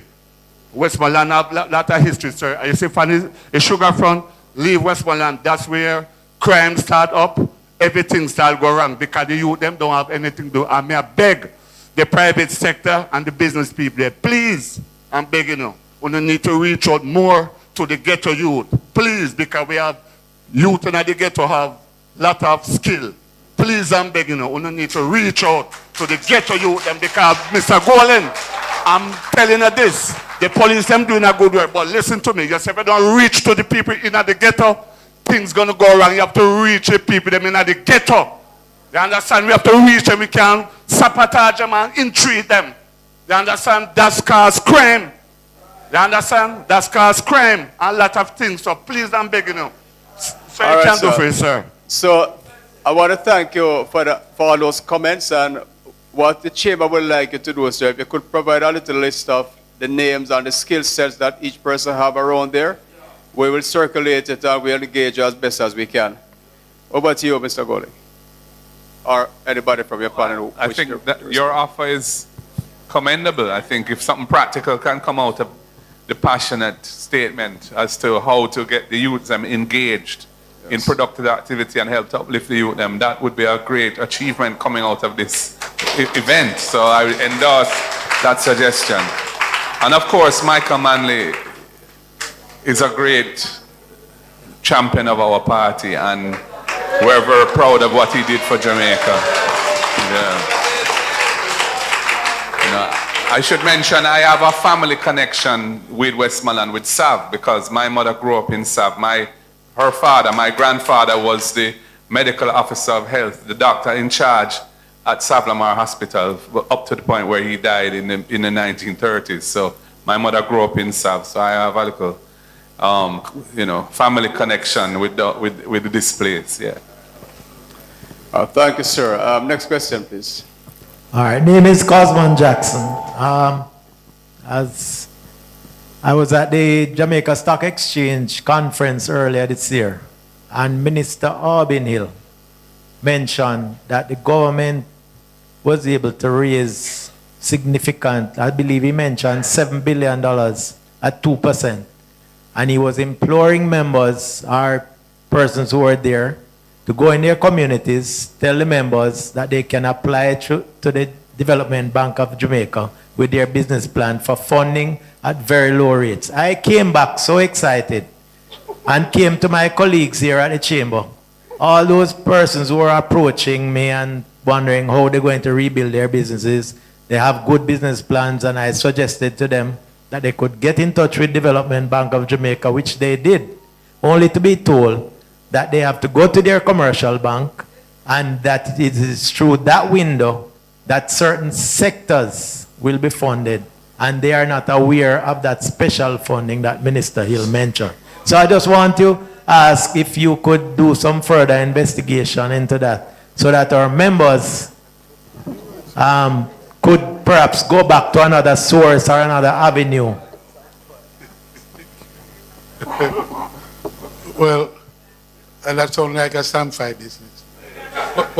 But seriously though, first of all, you would have heard it yourself, Cosman. So if you've heard it, I have to rely on that he did say that. And if he did say that, that is misleading, because they may have gotten funds from places and given it to DBJ, but DBJ, as you found out, doesn't lend money directly. But beyond that, we were told that they have, for small businesses, micro and small businesses, really small businesses, because micro business really can't access DBJ loan. It's too onerous, because you have to fill out first a 63-page document. And by the time you fill out, if you can fill it out, and you get the money, then you realize that the terms of the loans and conditions of the loan is not appropriate for the business. So a lot more needs to be done in that regard. We've been struggling with this concept of a development bank and how it operates in this context. And I believe that it should be very clear that it's pointless in getting this money and the people can't access it on terms and conditions that will impact their business favorably. And I think the frustration is there, and that's the reality for a lot of the small businesses. And just to add some light to what it was being offered through the Development Bank of Jamaica, it's actually $10 billion that they have to off-lend to the commercial banks to lend to borrowers. The rate is 8%. The challenge, though, for micro and small businesses is that there's a lot you have to do to qualify. Some things include a business plan where whatever you're doing, you have to be able to explain how it's going to continue to generate money and how it's going to be able to earn revenue so you can pay back a loan. You have to show your financials. So for small shopkeepers, that might be the total cash you have in and what you have going out. But to get those things done, you need guidance. And so when President Chaibar says in joining the Chamber of Commerce, what it adds for you is that you have strength in numbers, and you may have people in the chamber who can actually help, or you can buy the services as a group. You know, so you could come together and go to one accountant and say 10 people are going to come, charge them this smaller rate. Because the truth is, to do financial statements are upwards of $200,000. A small business owner doesn't have that to just put aside rather than to invest in their business. I know you would say to me, no, $200,000, I could buy a lot of things to buy and sell back, right? Right, so the truth is that you can, through community, I heard President Chaibar say mentoring each other. If you come together, you can do something to help you qualify for those loans, and then it's actually a commercial bank that you have to go to. So we need to spend some more time, if we're serious as a country about small businesses, and invest in the things that small businesses need to be able to move forward. And I'm sure you agree with me, right? Yes. Thank you, Senator. And I would like to pause to also acknowledge the presence of another senator who just joined us, Robin Small Ferguson. Welcome, sir. And Senator Anderson, to follow up on your point, so JBDC, Jamaica Business Development Committee, there's a branch here at Dunbar's River. So what we will do as a chamber is invite them here, because they will assist with business plan, registration of business, etc. And a lot of their services they will do for free. And I think there's a fee for some parts of it. So we will invite them here for you to provide you with that kind of support. Also, getting a loan is not just a straightforward thing. If you don't have certain records and so forth, you're not going to get it. So what we have planned for you for the next chamber meeting, and I just announced it here, which is May 13, we have someone coming in who will be going through a checklist with you of all the things you need to know, need to do, and need to have if you're going to apply for a loan and if you're going to be successful. So make sure you don't miss the next chamber meeting. All right, next question. There was a gentleman behind him, I think Mr. Noble. Okay, all right, go ahead. Yes, good evening. Let me welcome all at the head table. My questions are similar along the line with Sir Jackson. I'm D. Anglin, owner and operator of Deal Westmoreland Hardware in Darlington. That's in Eastern Westmoreland. My member of parliament is Dr. Campbell. Yes, but this has been a long time issue. where small businesses have a problem to get loans. And the requirements, you will never be able to fulfill them. So what we really need, we need a system in place. Whether through some proper monitoring, some guidance, where you can lend the person the funds so that they can get to take the business to the next level. Because that has, over the years, has always discouraged a lot of people. They give up because they don't have the wherewithal to get the loan. And it's very discouraging. It's heartrending. And we have always heard that the small business are the backbone of the society. They're the one that goes in the nooks and crannies of the areas. Something needs to be put in place, better organization for them, so we can be able to access these loans, that we can take our business to the next level. That is what we really want. Thank you. And I mean, there's international experience around microlending, you know, where the Grameen Bank experience in Bangladesh and many other countries that were modeled on that, where you design the financing and the access to suit the people you're trying to help. So you don't push the requirements out of reach. To the contrary, you make it very accessible. You know, I mean, in my own constituency, where I have some arrangements where I get funding to support small business, I do grants, I don't make loans. You know, I listen to what they want to do with it, and if it makes sense, they get a grant. You know, and because I can't bother trying to administer a loan program. You know, I just want to see the people get their businesses going and make the constituency better. So I'm just suggesting that our whole approach to financing small business in the country, and I'm talking about small, you know, I'm talking about really relatively small, micro to small, it is flawed. You know, we have not yet come to the level where the people are and meet them where they are and deal with them in a way that they can understand, they can access it, they can benefit from it. And until we do that, our economy will never perform the way we want it to perform.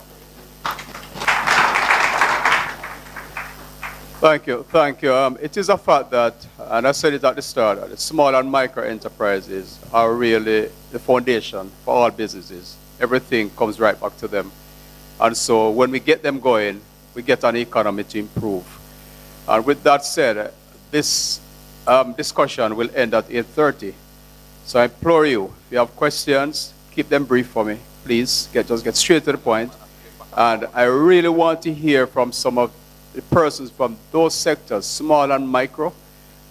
Let us hear your concerns and what kind of help you need.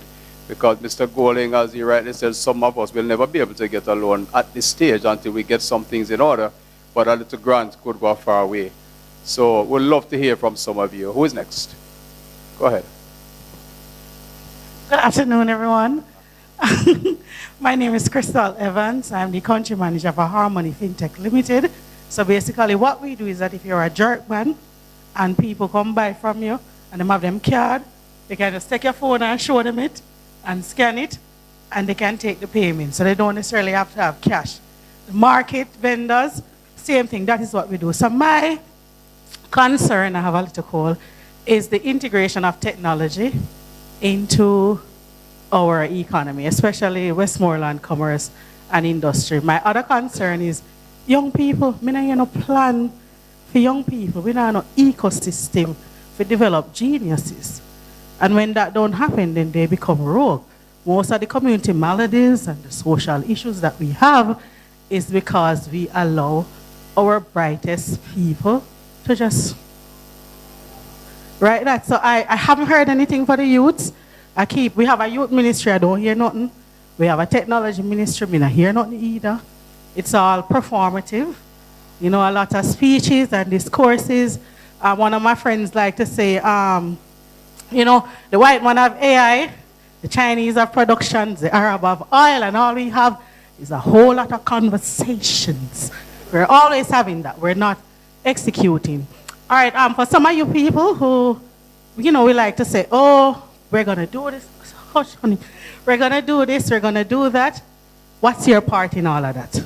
Because we can't just wait on to make it happen. It has to be like a group effort. if we're going to move fast. So I just want to know about the integration of technology into our economy and the plans for the young people. Right? Ms. Ferguson, I heard you spoke about the crime. It's deeper than that, as we all know. All right? Thank you. Well, thank you. Our campaign manifesto had two specific funds. We had a strategy that we want to create pockets of capital that would be accessible in areas which are traditionally deprived of capital, and that could really help economic actors in those pockets to move forward in a serious way. And the young people was one. So we had a fund for youth business entrepreneurs, $1 billion replenished annually, that would provide financing for any young people who wanted to get going in business. And we would try and design the requirements so that they would be able to get those funds out the door and deploy it in the economy as quickly as possible. That was one. And we had another one relating to the entertainment sector specifically, which young people are the main practitioners in. So they would also be able to, and that was considered broadly, music, drama, art, cooking, you know, whatever it is, cultural and creative industry. So that was our vision, to really provide finance at that area to support that ecosystem. And then those ministries could provide other inputs, training, and, you know, assistance in handling, navigating the economic space and the regulatory requirements where they are and so on. But the funding part of it, we wanted to solve in that way. In terms of tech, I'm going to let someone else speak to that. But essentially, I agree with you. We've had some problems with tech because, for example, the mobile wallet system has not really worked in Jamaica. NCB made a big foray with Link. It hasn't really happened. Jamdex, which is a central bank digital currency, hasn't really happened either. I think I got $1,000 or $2,000 worth of Jamdex a couple years ago. Nigel Clark made a big deal of it in his budget, paying his barber. I don't know if his barber ever got paid, or if he did, if he's been able to do anything with the money. You know, it has all stalled. So we really need to look at how we deal with the digitization of the economy, because there are other countries which have been liberated by that.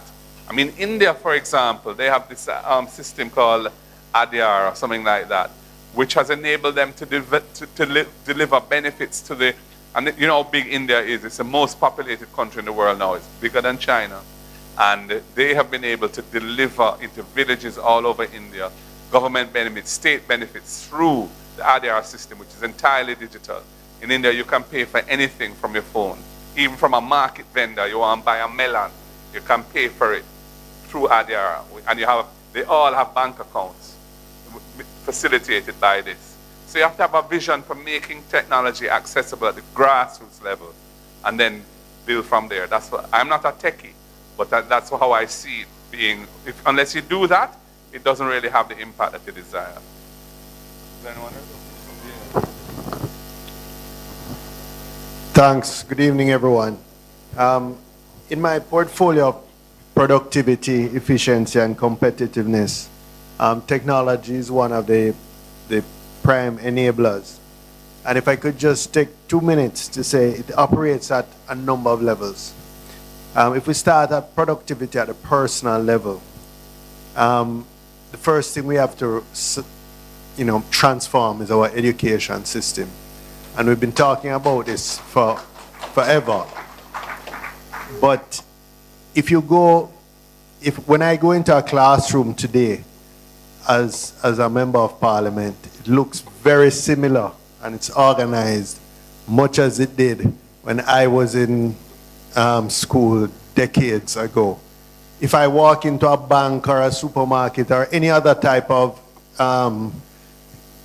organization, it looks completely different and it operates completely different and driven by technology, but we still haven't incorporated it in any meaningful way in our education system.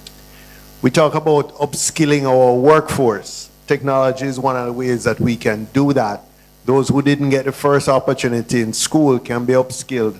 And one of the initiatives we had around that was in our campaign manifesto was that we were going to use heart to match dollar for dollar every business who invested in upskilling their workforce, whether small, medium, or large businesses. We would have matched their investment in their workforce to improve their productivity. So that's at a personal level. At a business level, you know, there's a whole, AI is transforming personal productivity, particularly in some industries, but it is having devastating effects right now on many areas in our business process outsourcing. In Manchester, in central Manchester, I championed the first BPO center. I brought Sutherland Global to Manchester, and at their peak, they were employing close to 10,000 people in Jamaica. My understanding is now that has been cut in half, and it's affecting many other BPO type operations. So AI is inevitable, but if we don't use it, and if we're not early adopters of it, we're actually going to be victims of it. I give you another example. There's a company I'm associated with that had a margarine tub filling line, and they've just introduced, or in the process of introducing, a robotic line to replace the humans who were tub filling. They've reduced the employment on that line by 85%. But the efficiency, that company will now be able to compete in export, not just in the region, but across the world. So what this takes is investment at the company level to give people the skills. When I'm driving down to Mandeville every week, many times a week, it pains me to see people cleaning the highway, the east-west highway, with broom and rake and wackermen cutting the side. You never see that in a first world country. You know, they have machinery, sweepers that people sit on and, you know, go down the highway at 45 miles per hour, and it's so much more efficient.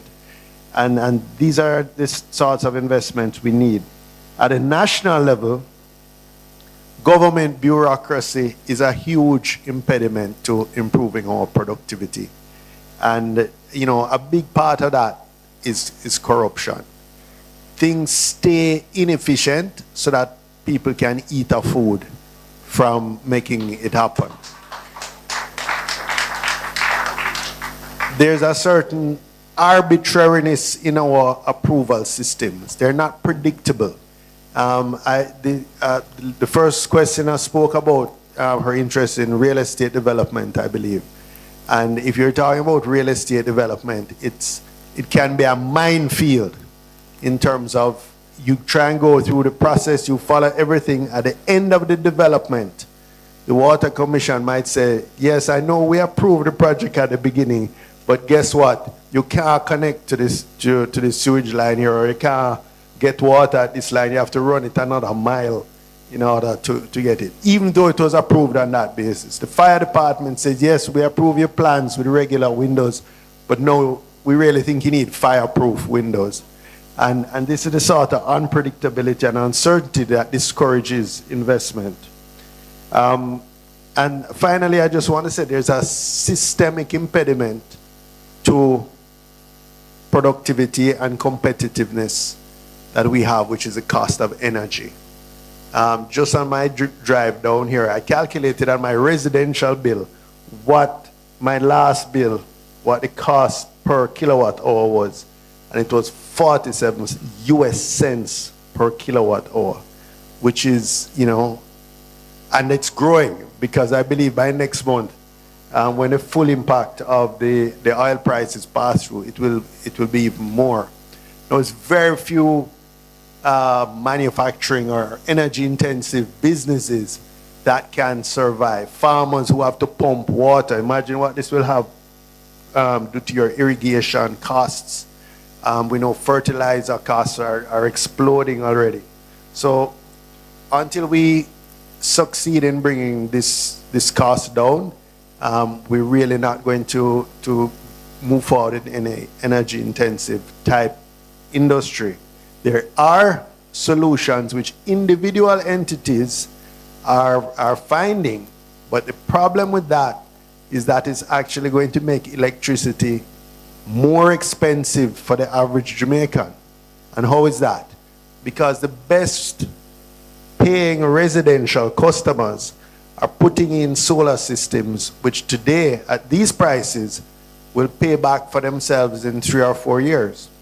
The best paying commercial customers are putting, cogeneration systems in, which will pay for themselves. But when these people come off the grid, the overheads of JPS still has to be distributed by the rest of us.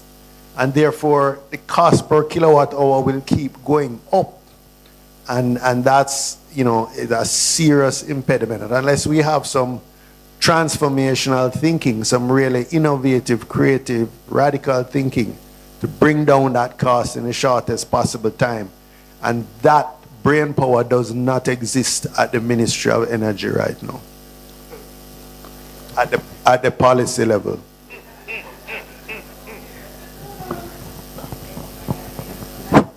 Good evening. Roger Allen. Gentlemen, MPs at the head table, good evening. Good evening all.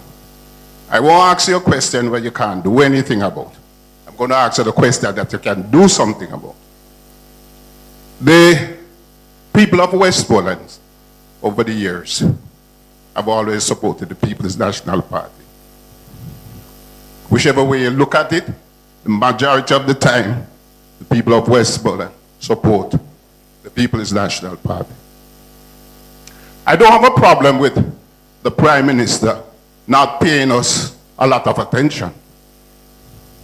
That's the norm. What I have a problem with is when the PMP is in power, Westmoreland, who is always loyal, don't seem to be benefiting from the PMP in power. Typical example, the ferries to Maxwell Highway. Roger Clark went to Kingston, cried a lot of time for it. It was done under the JLP. We thought to Darlistan.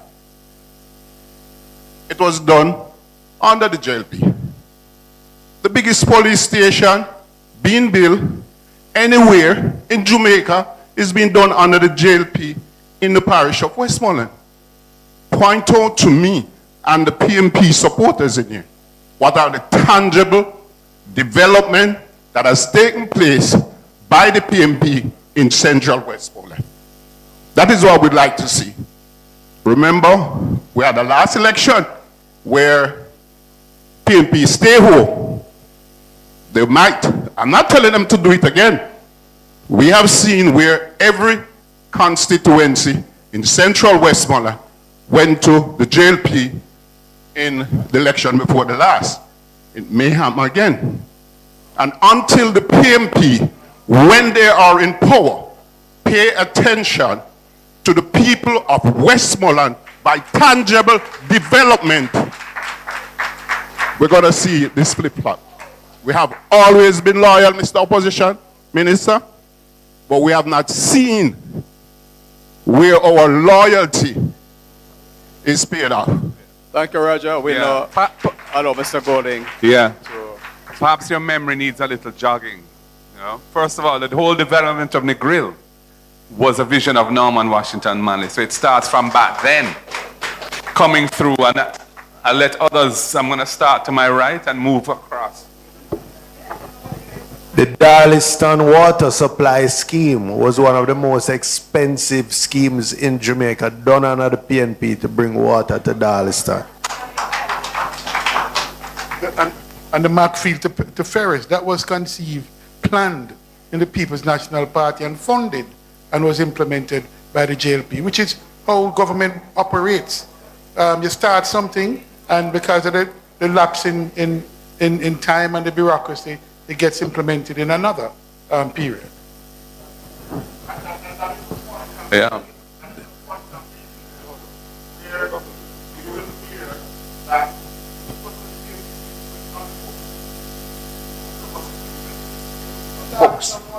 we are interested in who make it happen.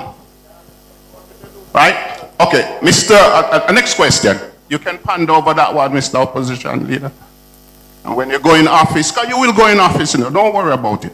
All of you gentlemen that are sitting at the head table will get the next chance. You'll be in office. Opposition on finance. What are the taxes that the government earn on solar system, whether it be panel, battery, inverters? Yeah, just to say though, I think I'm going to hand it to Julian so he can respond to your question about taxes on solar. But to say that you're not interested in how a project originates, you're only interested in who executes, is a bit short-sighted. Maybe. Because you have to arrange the design, you have to do all of the preparatory work, you have to raise the finance, and then you do the construction.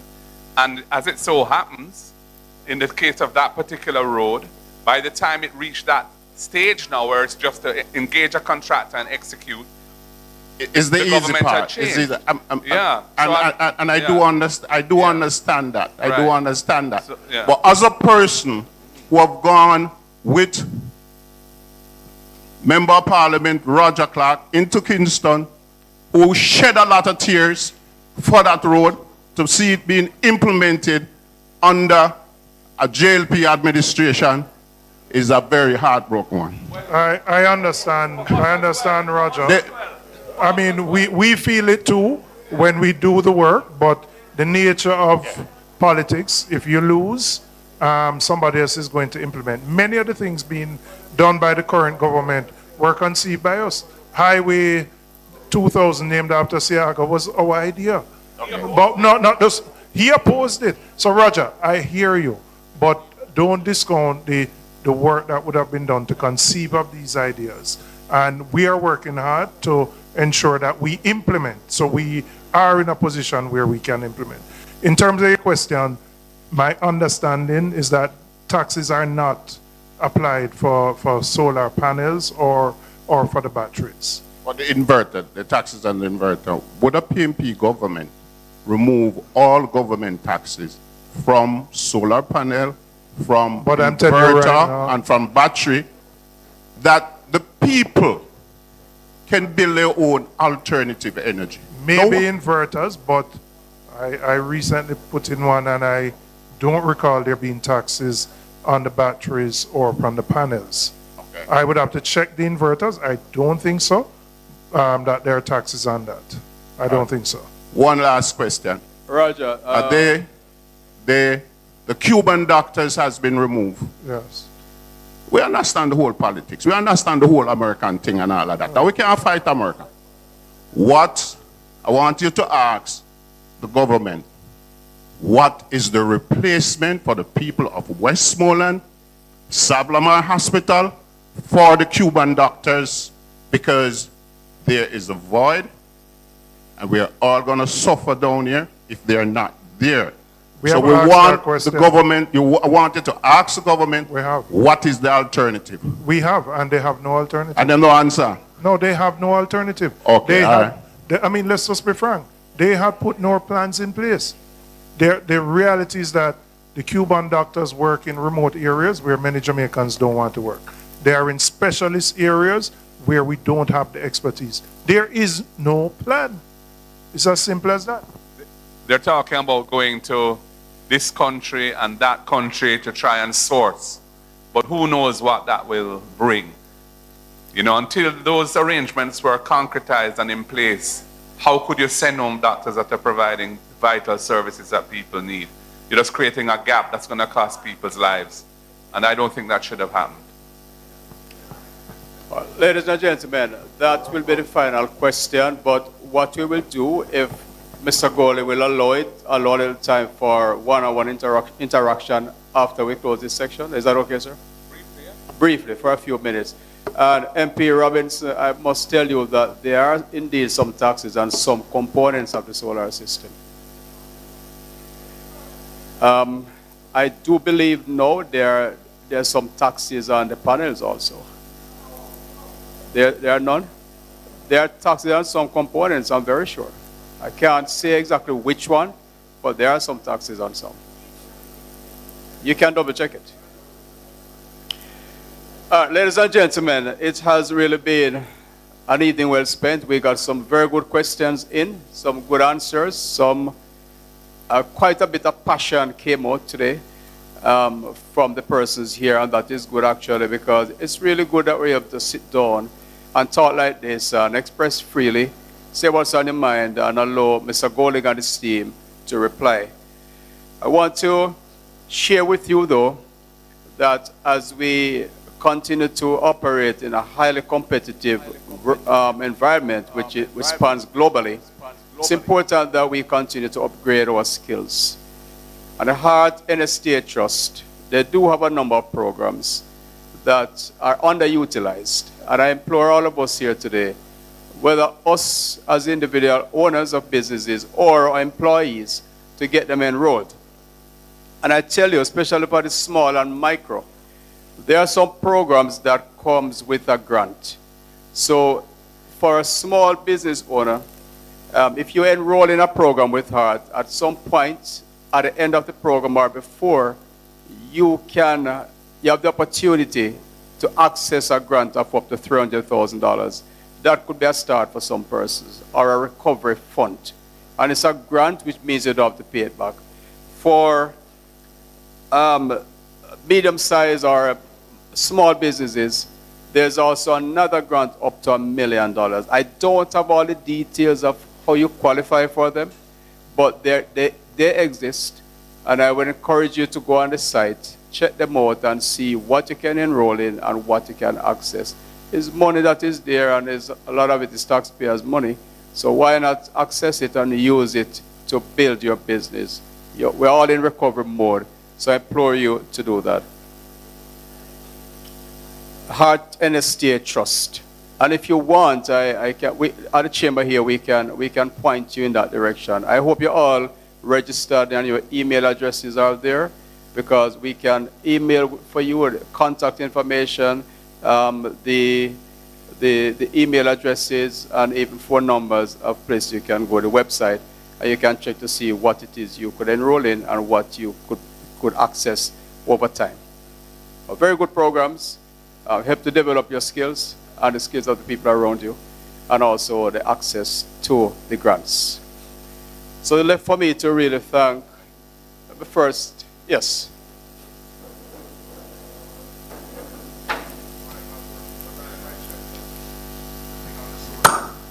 Now I just wanted to update you because I checked the thing on the solar panels. Solar panels, lithium batteries, inverters for solar applications are exempt from GCT and import duties. 0% GCT and duties apply. There's a very small fee, I think 0.3 of 1% and 0.5 of 1% environmental levy. And there's an income tax credit, a 30% income tax credit.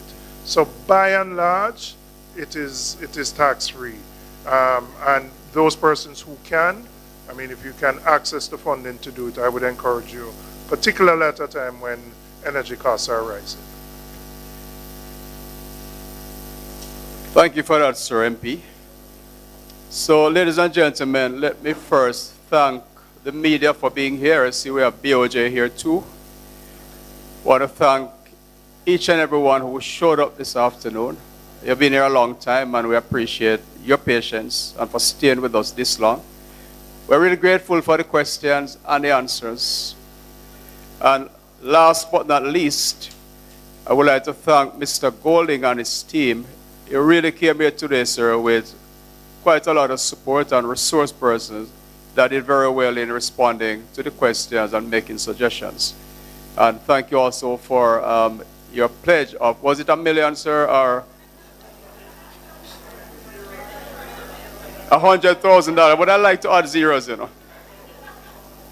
$100,000 to support the Labor Day project downtown, so much appreciated.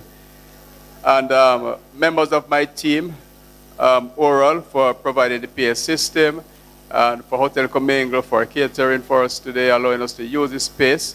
We're most grateful. Thank you all very much. You can hang out a little bit, network, talk to each other, interact. That is one of the big parts of being at a chamber meeting. get to know each other. And for those who may have a question and didn't get to ask it, but please don't bombard them. We can spend another 5 minutes or so with that little interaction. Thank you all very much. The meeting of the Chamber of Commerce of Westmoreland is now terminated.